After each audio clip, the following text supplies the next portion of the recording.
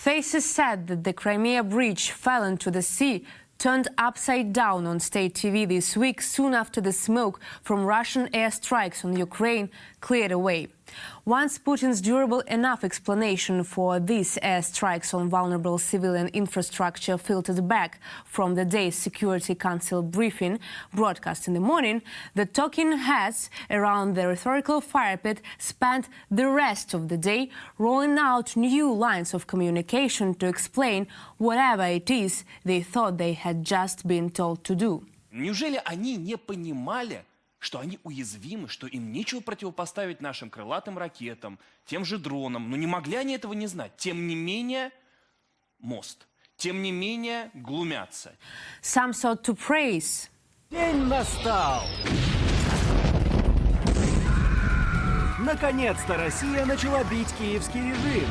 Бейте по центрам принятия решений. Вы обещали, вы дали нам слово. Чем бандеровские упыри поплатятся за Крымский мост? И как победить обыкновенный украинский фашизм? Об этом сегодня в нашей программе. Why the long face? Morning, everyone. The more violently that Russia attacks the cities of Ukraine, the more those people will love Russia later, after they've been liberated from American dictatorship. The weaker Russia acts, the more it will be despised and hated. But the harder the brutality, the deeper the future love. What if this morning is just Nazis practicing shooting at our conscripts? Some came to bury. We warned you, Zelensky, that Russia hasn't really gotten going yet. So stop complaining like a cheapskate and run away while you still can. Run, Zelensky, run. Don't look back. Run towards the west. And here comes the answer. From the very beginning, the Crimean Bridge was an uncrossable line. It was obvious. They say that you should measure 7 times and then make one cut. That slow and steady wins the race. There's plenty of proverbs to draw from this morning, but the message is one. Russia prepares carefully, but moves quickly. And some just came to shake it like a Polaroid picture. To say that I'm happy is an understatement. I'm dancing on the balcony in my Russian army pajamas. Dance moves indeed are perhaps the best way to explain this abrupt propaganda period, where just days earlier on state TV the talking heads moaned about the chaotic mobilization and begged everyone to stop lying. Now they were positively gloating, handing out digital high fives in sync, one after the other, lockstep to the beat of the drum in the best imitation of themselves. The purpose of Russia's massive state propaganda machine is too much to relate here in full, dear viewer. But if it ever confuses you with its obvious contradictions or ignored truths, then it's not a mistake to conclude that being in an obvious state of confusion might be the propaganda's ultimate goal. That way you just give up. We now turn to Julia Davis and welcome her to our program here at Russia Tomorrow. Julia is a leading expert on Russian propaganda and misinformation, specializing in Kremlin tactics in psychological warfare pushed through state media outlets and social media. Like no other Western observer, Julia regularly exposes and publishes the seemingly endless lies and manipulations that come from the mouth of propagandists. Julia, welcome to Russia Tomorrow. I'm really glad to have you with us. Thank you so much for having me. It's my pleasure to be here. Yes, the first question I want to ask you, because you watch propaganda much, so what do you see last few days? How has it changed? What happened with propagandists? Are they now, as we can say, freed from their limits that were before? You know, it was very interesting to observe. First, there was this wave of depression and borderline panic when they realized that the Russian troops were losing on the battlefield. And you could see that this wave was leading up to urge more people to not resist mobilization, to go in and volunteer. And then there were these constant calls that there is no way around it. Ukraine's infrastructure has to be destroyed, and any target is a legitimate target. And then it culminated with these recent strikes that suddenly totally changed the mood there. It was more of a celebration, a jubilation, and they were not ashamed to show the strikes that were obviously not targeting any kind of military targets, but just the city, the places where children would play. They had even, I understand that they have artificially added some screams to that footage, some music to that really? footage.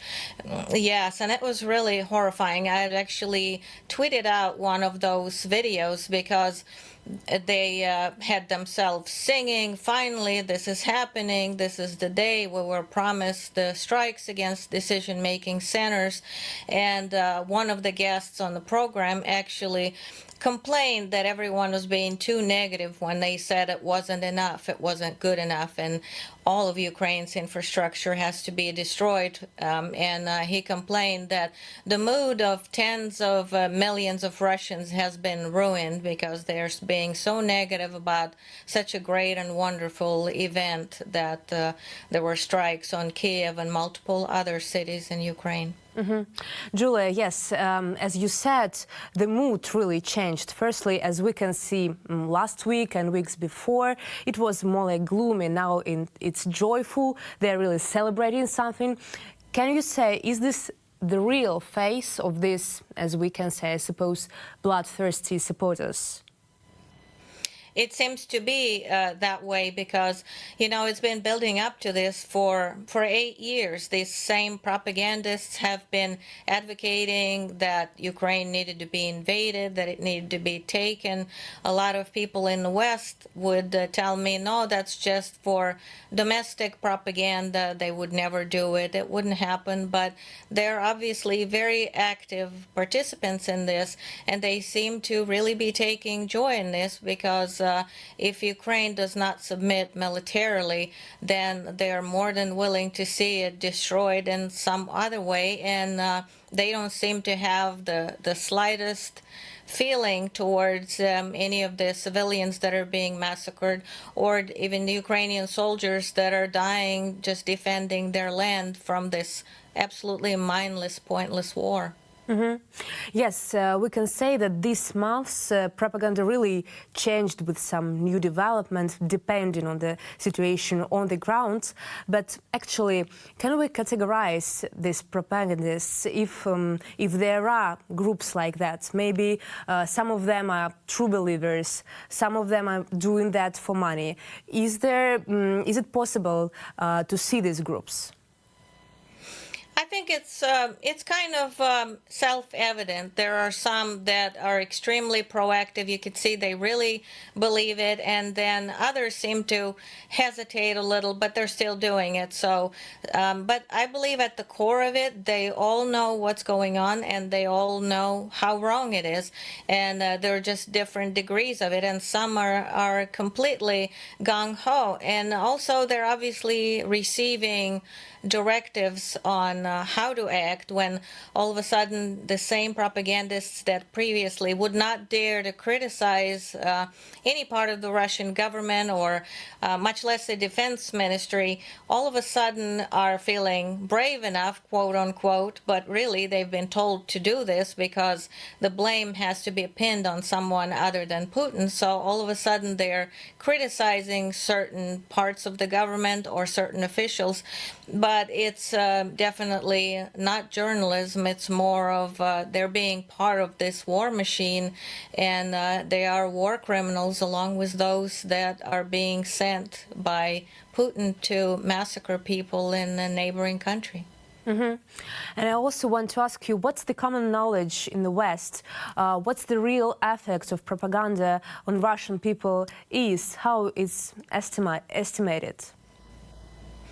Well, there wasn't that much understanding. It started to change after the annexation of Crimea, but even then, that was the reason that I started the Russian Media Monitor, because I would see how many lies companies like RT, well, mainly it was RT, the English-speaking branch in the West, they were the most proactive. They spread a lot of lies, a lot of propaganda, and the Western media, for the most part, didn't do a whole lot to debunk what they were saying. So a lot of the audience, if they saw that, they believed it. There wasn't much to contradict it. Now things are very different. After this intensified full-fledged invasion, the media here started to cover more about the way Putin's propaganda is so oppressive, how real journalism has been pushed out and forced to leave Russia, or is facing prison time, is facing horrific oppression. So a lot of people are definitely more educated on that topic right now, and the videos that I am putting out showing from the propagandists' mouths themselves what they're doing, what they're saying, and what that means, it has awakened a lot of people. And do the people in the West understand, if it's like that, that propaganda, as I think, does not represent the majority, the real majority of people in Russia? What do they think about that? That is a question that I get asked almost every day. They ask me, but how many Russians actually believe that? And that is so difficult to estimate, because in that kind of an authoritarian regime, a lot of people would be afraid to say what they actually mean for fear of getting prosecuted or persecuted.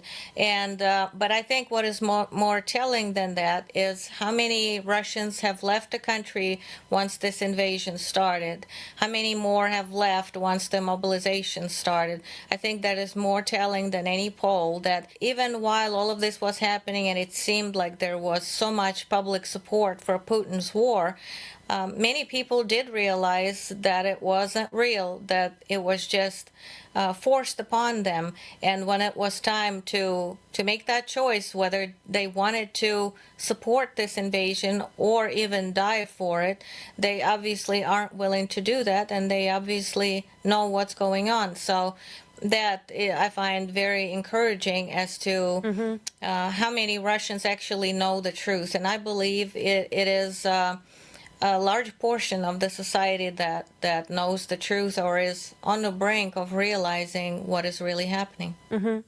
Julia, I would like to go to a more personal question. I can say you watch hours and hours of these propaganda shows. You translate them for English-speaking audience. Do you see the effect that this propaganda makes on your psyche? Do you see that some new emotions are evoked by that propaganda? It's mainly rage, especially when I see them realize that things that they're saying have been debunked multiple times, and yet they're saying them with a straight face, or when they are talking about the pain and suffering that they're causing and they're actually enjoying it. But I try to approach it very clinically, as though I'm collecting the evidence for their future war trials. And also I'm trying to show to people in the West what is going on in Russia, and use the words of those very propagandists to expose what they're doing. So in that sense, I'm able to distance myself in the emotional sense and not absorb the emotions that just a person watching them that maybe doesn't have another source of information might feel. Yes, I've already asked you about the effect on Russian people, especially of the propaganda. But what can you say? What's the ultimate goal of the propaganda now? Right now, the ultimate goal is to justify the new waves of mobilization that will continue to happen. They're also being prepared that things are going to get worse in terms of the economy. The sanctions will start having more and more effect. There will be more sanctions. They're being prepared for terrible times to come. They're being told that somebody else is at fault, and now they have no other choice but to unite around Putin. And these propagandists like Margarita Simonian of RT, who goes out there and claims that if Russia doesn't win this war, Russians will end up in concentration camps, won't be allowed to speak their language. Just ridiculous tales like that shows me that they're panicking, but that people might want a peaceful solution. They might want Russia to withdraw and go back home, and that's what they're trying to prevent, because the end of this regime will be the end of those propagandists' lives as they know it, and they're definitely going to try very hard to convince people or scare people into following down that path. Thank you very much for being with us and for the job that you are doing. It's really, really important. Thank you so much, and thank you guys for everything that you do in spite of all the odds. Russia Tomorrow.